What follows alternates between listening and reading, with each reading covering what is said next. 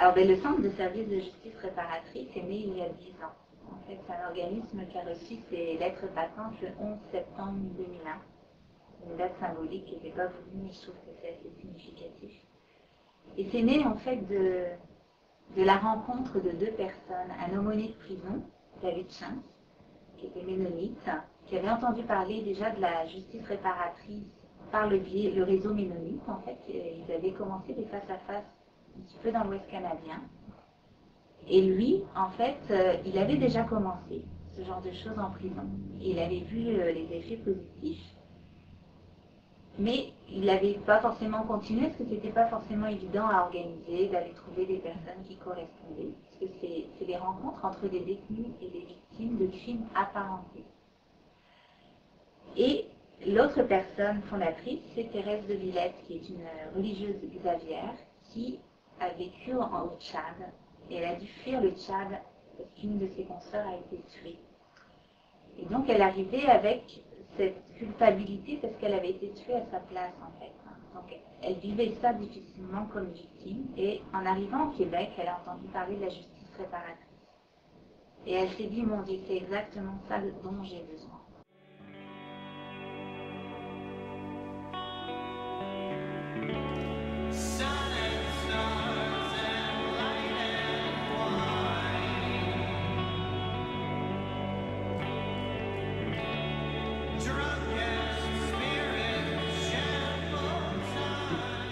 J'ai réalisé que j'avais juste la moitié de l'histoire ici, dans mon bureau.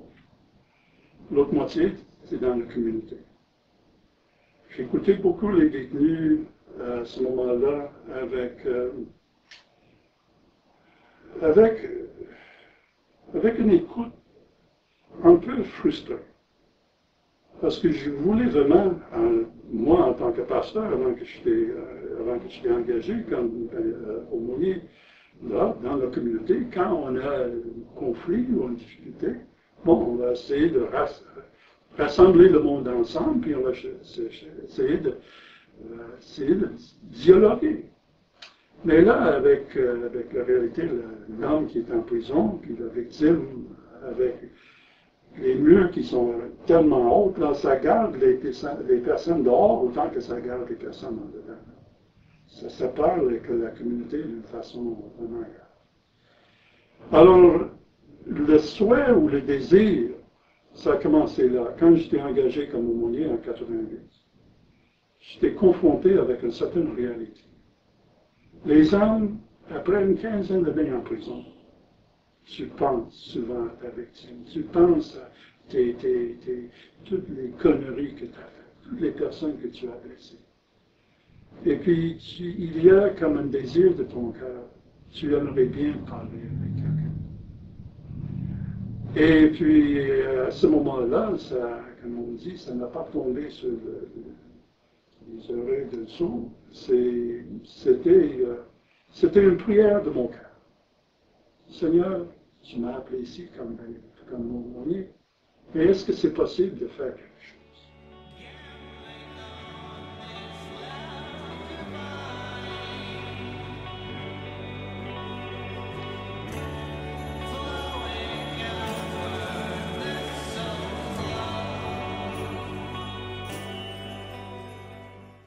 Plusieurs niveaux de réparation. Parfois, c'est simplement le niveau physique, mais encore là, c'est important. Des personnes qui nous disent qu'ils ont retrouvé une certaine sérénité pour mieux dormir, pour prendre moins de médicaments, pour être un peu moins agressif. Alors, de ce niveau-là, c'est déjà un acquis extraordinaire de réparation.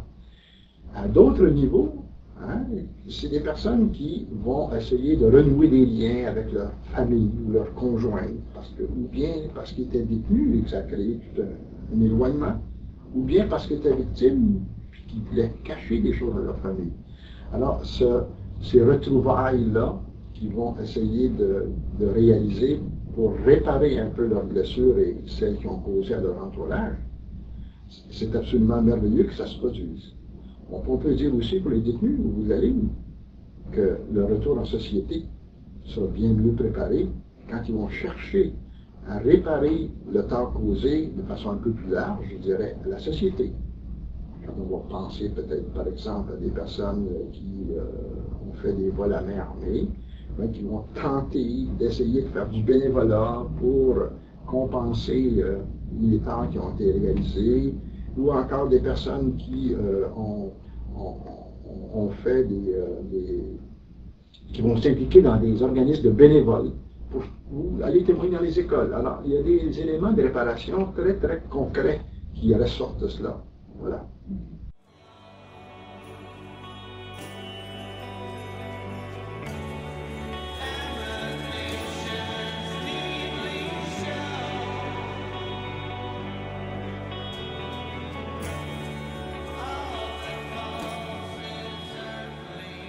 Les plus belles expériences, et ça arrive à peu près à chacun des groupes que j'ai animés. On rencontre les gens au premier groupe, et ils sont, je peux dire méfiants, hein, ils se regardent un petit peu à distance, il y en a qui ont de la peur, du doute aussi, de la timidité, puis aussi parfois de la colère. Et on part de cet état-là, puis on se rend jusqu'à. Moi, j'ai observé là, des gens parfois, des agresseurs et des victimes, qui s'identifient dans leur vécu parce que finalement, la souffrance humaine, qu'elle ait pris la forme de l'agression ou de subir l'agression, il y a quelque chose qui se rejoint à quelque part. Et c'est cette communion-là de sentiments similaires qui à chaque fois me surprend. Et il y a une espèce de compréhension commune qui se développe.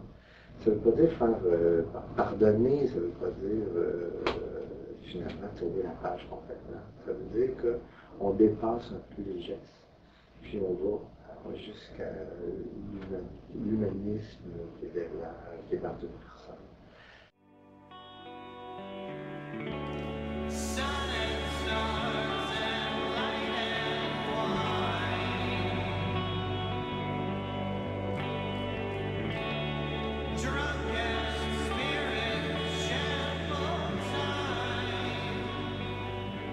À un certain moment, j'ai eu une invitation à participer à une rencontre détenus victimes à l'établissement Archambault. Et là, j'étais là comme personne victime. Et ce qui m'a beaucoup touché, c'est que certaines des personnes incarcérées me donnaient des très bons conseils par rapport à comment gérer la souffrance que moi-même j'éprouvais. Et cela m'a dit, il y a quelque chose à découvrir, à approfondir. Et alors, j'ai été davantage impliqué au début comme représentant de la communauté lors des rencontres détenus victimes. Et ensuite, on m'a invité d'animer certaines séries de rencontres. Et j'ai été témoin de transformations extraordinaires. Je dirais même des miracles de libération intérieure, de guérison, à la fois chez les personnes victimes que chez les personnes incarcérées. C'est à quel point les personnes victimes et les personnes incarcérées, tout en manifestant une grande méfiance les uns et les autres au début, pouvaient éventuellement, au fur et à mesure que la démarche progressait, une certaine similarité dans l'expérience. À la fois, les personnes victimes et les personnes incarcérées découvraient que les uns et l'autre se trouvaient dans une sorte de prison intérieure et que cette rencontre, cette démarche de transparence les aidait les uns et les autres de sortir de cette prison intérieure.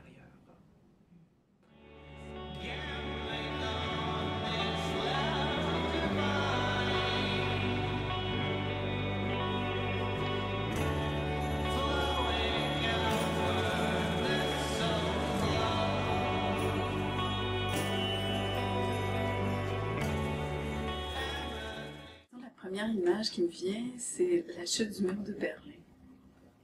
Comme une fin de l'empêchement de se toucher, de communiquer, d'aller l'un vers l'autre. Il y a beaucoup de gens en Allemagne qui ont souffert de cette séparation-là. Et bon, quand le mur est tombé, ça oblige pas les gens à communiquer, mais ça leur permet de le faire s'ils désirent le faire. Mais l'image que j'ai eue, parce que j'ai participé à un RDV, on a tous été victimes de quelque chose, au moins une fois dans notre vie.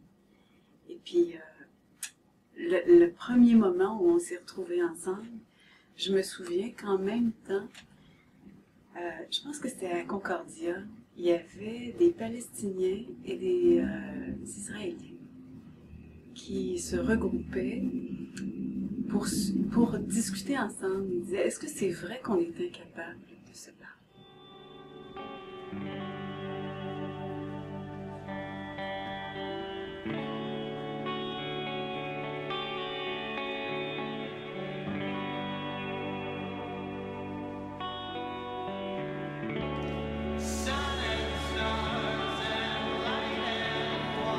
Il y a eu des hauts et des bas dans les 10 années. Moi, je suis arrivé une année après la fondation. Il y a eu des hauts, des bas, mais il y a eu une constante, il y a eu une croissance. Et on est maintenant reconnu par beaucoup de gens comme un centre important. Et mon rêve pour le futur, c'est certainement d'être encore plus présent à la population générale. Quand j'entends des commentaires sur les événements judiciaires qu'on vit au jour le jour, je me dis, le centre de service a une place à cet endroit-là pour donner des pistes de réflexion et des réponses à des gens qui sont souvent insatisfaits de ce que la justice donne comme sentence. Parfois c'est trop fort, parfois c'est trop léger, mais on ne cherche pas assez qu'est-ce qu'on peut faire pour les personnes. Alors, mon rêve, c'est d'aider chacune des personnes qui vont en faire la demande, mais il faut qu'ils connaissent aussi le centre des services.